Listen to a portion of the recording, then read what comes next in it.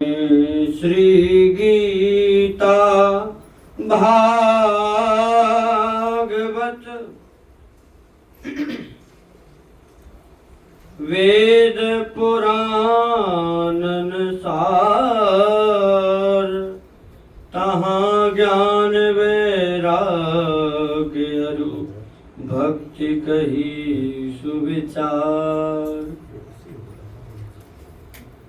ज्ञान सत अस देखो पोथिन बाँस, परम तत्व गुरु सर्वमत सत चित आनंद ज्ञान। तत् स्वरूप लीला अखिल वर्णत वेद पुराण। सत्य एक श्री गुरु विधा, हित चित आनंद रूप। राजत सबके हृदय में सर्व मुकुट मणिभूप। हित चित आनंद सिंधु के सार चार वर चंद। गौर श्याम सचरी विपिन विलसत परमानंद। चारण को जो प्रकाश, हित चित आनंद सिंधुरस। कोटिक धाम विलास, जो तरंग इच्छा पवन। श्री राधा वल्लभ श्री हरिवंश। त्रैतत्वात्मक सर्व प्रशंस। सेवत सेवक परम सुहंस। गुरु प्रसाद ते भई निशंस। चिदानंद हित सिंधुरस, सेवक भाव समीर। अमित कोटि लीला लहरी, मीन रसिक मन धीर।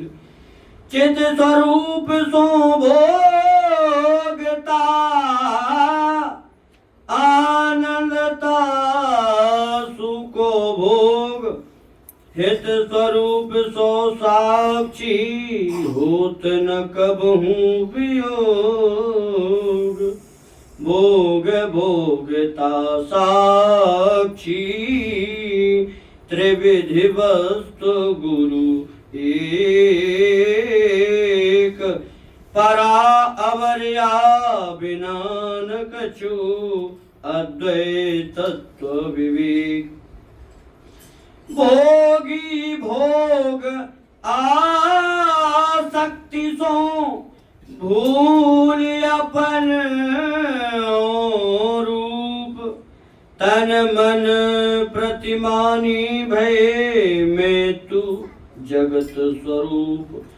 सर्व देह में विपिन है, सर्व मनो में लाल। सर्वजु इंद्री सखीगण, सर्व आत्मा बाल। मन भूल्यो निज आत्मा, इंद्र ने मिली सुखलीन। तन अभिमानी जग भयो, कर्म काल आधीन। मैं मेरी माया बंधो, क्यों छूटे कहो कोय। हित अली संधि शरण गहे, लहे आत्मा सोए। भोग रूप सब प्रिया को, भोगी मोहन लाल। संधि सखी हित दून को, मिलवत है सबका। जो रस रीति सबनते दूरी, सो सब विश्व रही भरपूरी। मोरी सजीवन कही दई। श्री शिव वाणी। माया के बंधन में सारे शरीरधारी बंधे हुए हैं। माया के बंधन में सारे शरीरधारी बंधे हुए हैं। इस बंधन से छूटने का उपाय केवल, इस बंधन से छूटने का उपाय केवल ज्ञान, भक्ति और वैराग्य ही है। इनके बिना इस माया से छुटकारा ही नहीं हो सकेगा। और माया के पदों को, माया के पर्दों को हटाए बिना पूर्ण परमानंद दायक जो नित्य विहार है वह प्राप्त नहीं हो सकेगा। इसलिए पहले ज्ञान होना अनिवार्य है। ज्ञान होने पर ही भक्ति होगी। फिर भक्ति में मन लगने पर सांसारिक विषय फीके लगने लगेंगे, जिससे वैराग्य तो आप हो जाएगा। इस प्रकार हृदय रूपी पात्र नित्य अभ्यास पूर्वक नियमित भक्ति की अग्नि से पक सकेगा। हृदय रूपी पात्र नित्य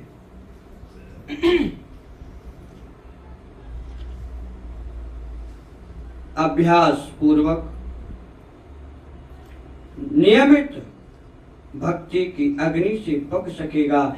इस प्रकार पात्र के तैयार होने से ही नित्य विहार रूपी माधुर्य रस हृदय में ठहर सकेगा।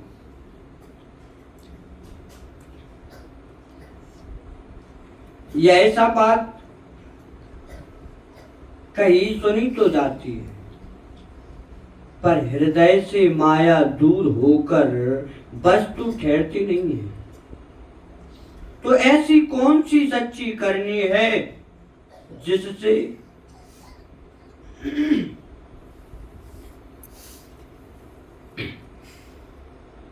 जिससे आड़ दूर हो, वस्तु का ही दर्शन होता रहे।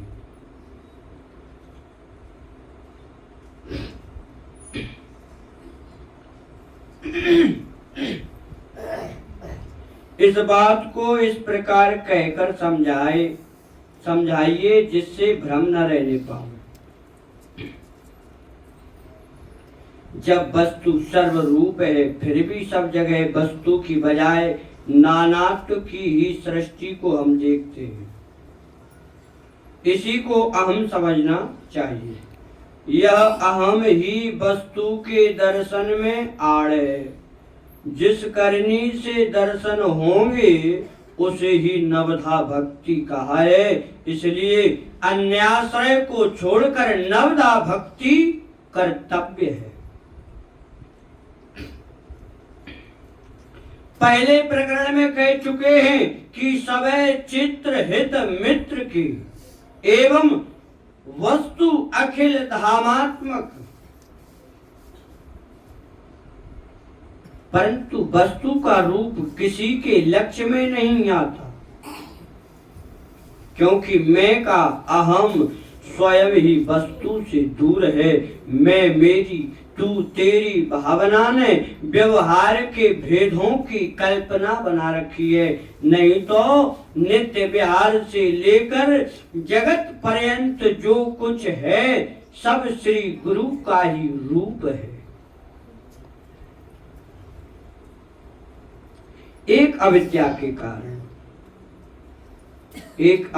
के कारण यह और का और ही दिखने लगा है। इस बात को अच्छी तरह समझकर श्री जी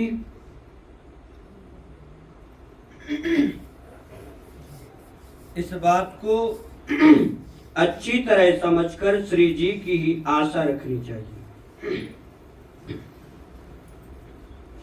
और किसी से कुछ भी आशा नहीं करनी चाहिए। तभी निश्चिंत होने से नवदा भक्ति बन सकेगी। केवल श्री जी की आशा रखनी चाहिए।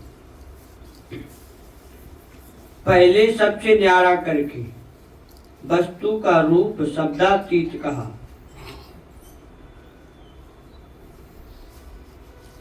फिर उसी वस्तु की सत्ता से सबकी सत्ता दिखाती हुई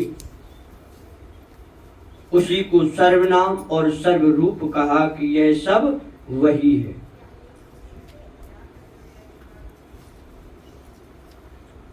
इसी को फिर समझाते, हेतु और साध्य की व्याप्ति को अन्वय कहते हैं, अर्थात जहाँ धूम होता है वहाँ अग्नि होती है। इसी प्रकार की व्याप्ति अन्वय व्याप्ति कहलाती है। इससे विपरीत साध्य के अभाव में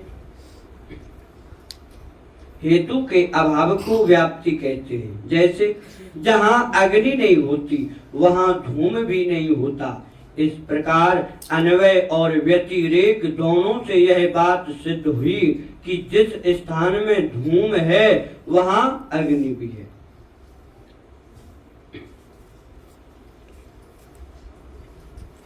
यही बात उपरोक्त दोहे में बताई है कि जो वस्तु शब्दातीत है वही सर्वनाम और सर्वरूप है।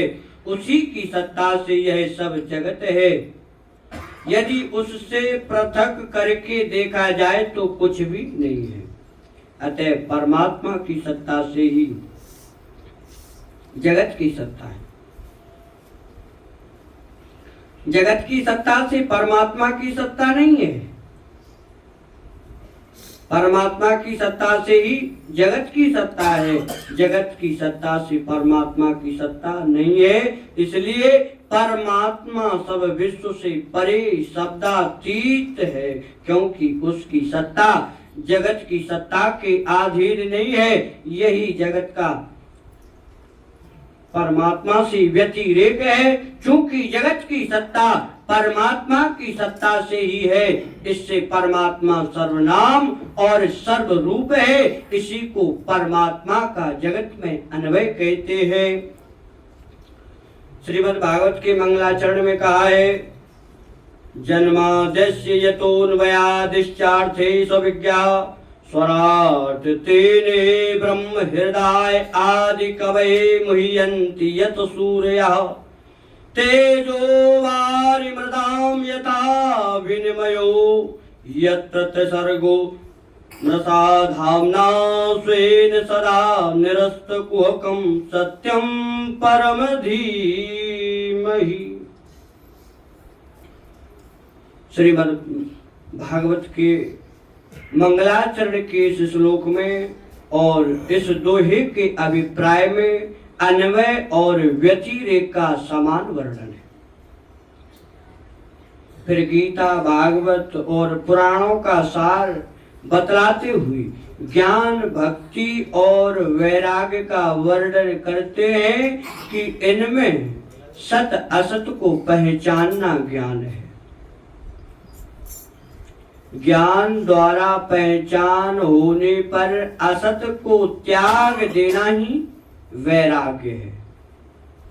ज्ञान द्वारा पहचान होने पर असत को त्याग देना ही वैराग्य है। और श्रवण, कीर्तन, स्मरण आदि 9 प्रकारों से पदार्थ की आराधना करना भक्ति है।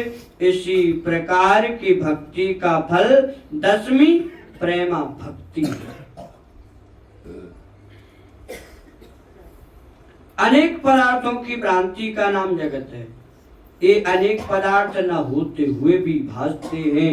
अतः जिसकी बुद्धि में भासते हैं वही संसारी है। जो न होए और भासे उसी का नाम असत है। अतः एक और अनंत परमात्मा ही सत्य है, अनेक पदार्थों का भासना ही माया है। इसी से सब पोथियों का सार जहां तक पड़ा यही है कि सर्वत्र एक परमात्मा को देखना, ऐसी दृष्टि को ही कृपा कहते हैं। सब पोथियों का सार जहां तक पढ़ा यही है कि सर्वत्र एक परमात्मा को देखना, ऐसी दृष्टि को ही कृपा कहते हैं। इसी से सबका यही मत है कि गुरु ही परम तत्व है। इसमें वेद पुराण आदि किसी भी शास्त्र का विरोध नहीं है। गुरु ही परम तत्व है। उस परम तत्व गुरु का स्वरूप सत चित आनंद और ज्ञान है, और जितनी जो कुछ भी लीलाएं हैं सब उन्हीं का स्वरूप है। ऐसा वेद और पुराणों का मत है कि एक श्री गुरु ही सत्य है, वही सत्य वस्तु त्रिधा हित चित आनंद। इन तीनों रूपों से सबके मुकुटमणि, सबके राजा बने, सबके हृदयों में विराजे हैं।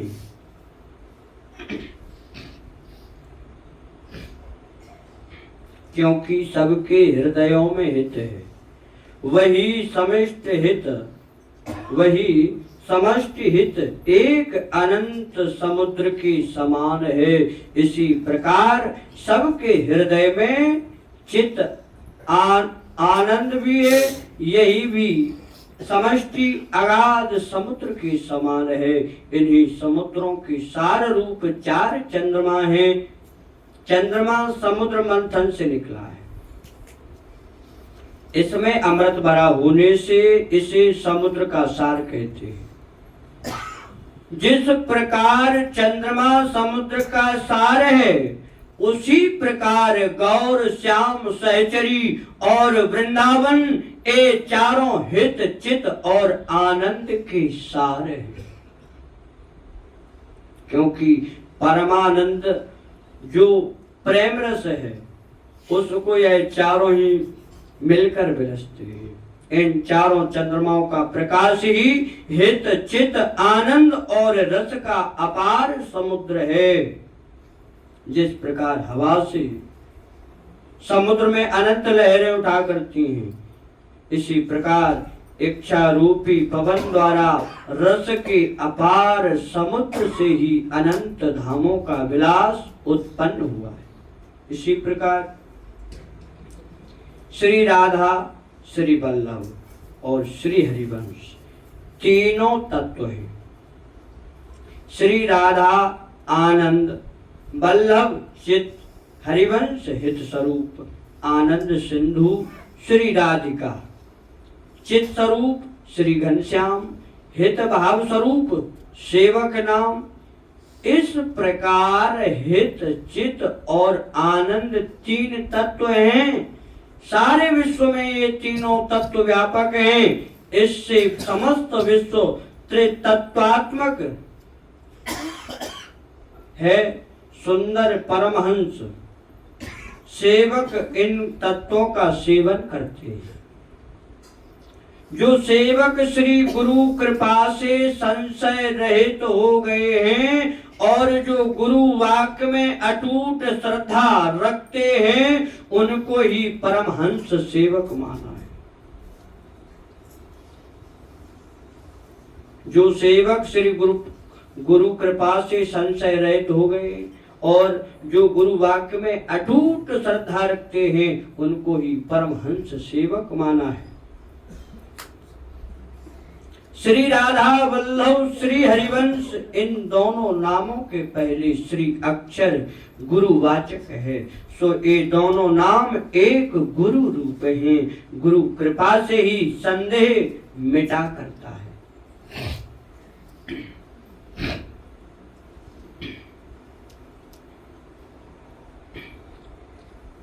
संदेह मिटने पर ही सर्वरूप गुरु श्री राधा वल्लभ श्री हरिवंश ही। ऐसा जानकर सेवक सर्वरूप श्री गुरु की सेवा में रत रहते हैं। इनको यह पूर्ण ज्ञान हो चुका है कि हित चित और आनंद का रस समुद्र ही श्री सेवक जी का भाव है। यही भाव अनंत कोटि लीला रूपी लहरें बनकर ध्यान रूप से रसिकों को मन ही मन मीन की तरह आनंद देता है। जिसे जैसा भाव होता है उसे वैसा ही धाम और लीला का अनुभव होता। अतः एक ही हित प्रभु का स्वरूप भाव के भेदों से अनंत प्रकार का है।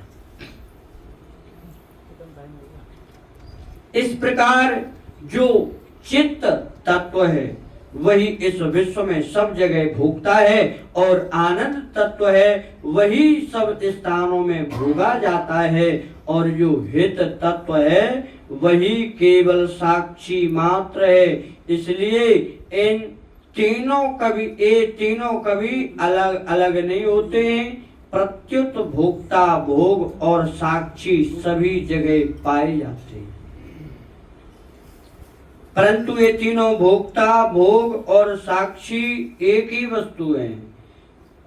त्रिविध देखते हैं, ये ही त्रिरूप एक वस्तु गुरु ही है।